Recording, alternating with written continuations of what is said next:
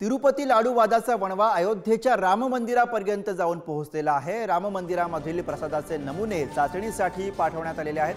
तिरुपती मंदिरामधील प्रसादामध्ये प्राण्यांची चरबी मिळाल्याने संताप व्यक्त झालेला होता। देशभरामधील मंदिरांमध्ये मिळणाऱ्या प्रसादाविषयी त्याच्या शुद्धतेविषयी अनेक चर्चा अनेक प्रश्न उपस्थित झालेले होते। देशभरामधील मंदिरांमधून प्रसादाचे नमुने तपासणीसाठी पाठवले जात आहेत। राम मंदिरामधील प्रसादाचे नमुने सुद्धा प्रयोगशाळेमध्ये तपासणीसाठी पाठवण्यात आले आहेत।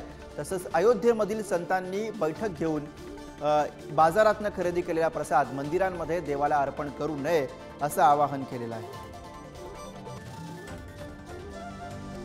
आणि याच विषयी आपण अधिक बोलूया। प्रतिनिधी चैतन्य गायकवाड सध्या आपल्या सोबत आहे। चैतन्य, एकीकडे तिरुपती मधल्या प्रसादावरनं सुरू असलेला वाद आहे आणि दुसरीकडे आता राम मंदिराबाबतची सुद्धा तिकडच्या प्रसादाबाबतची सुद्धा ही बातमी पुढे येते। चैतन्य, गुरु, नक्कीच आपण बघितलं की गेल्या काही दिवसांपूर्वी तिरुपती बालाजी मंदिरातील लाडूंमध्ये प्राण्यांची चरबी मिसळल्याचा एक आरोप झाला होता। अशा प्रकारची घटना घडली होती आणि त्यानंतर संपूर्ण देशभरात वाद निर्माण झाल्याचं आपल्याला पाहायला मिळालं।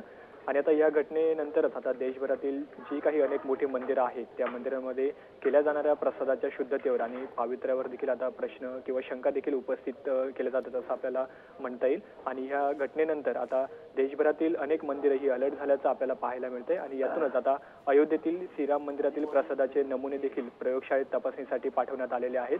त्याचप्रमाणे अयोध्येतील संतांनी एक बैठक देखील घेतली होती आणि या बैठकीतून बाजारातून खरेदी केलेला प्रसाद मंदिरांमध्ये देवाला अर्पण करू नये असं देखील आवाहन त्यात करण्यात आलं होतं। अयोध्येच्या श्रीराम मंदिरात रामाला रबडी आणि पेढा अर्पण केला जातो आणि त्याचप्रमाणे प्रसाद म्हणून वेलचीचे दाणे वाटले जातात। या सर्व गोष्टींचे नमुने घेण्यात आलेले आहे आणि हा तपास अहवाल आल्यानंतर मंदिराच्या प्रसादात भेसळ आहे की नाही हे देखील निश्चित होणार आहे। गुरु, अगदी, त्यामुळे आता या अहवालाची प्रतीक्षा असेल। धन्यवाद या सगळ्या सविस्तर माहितीसाठी।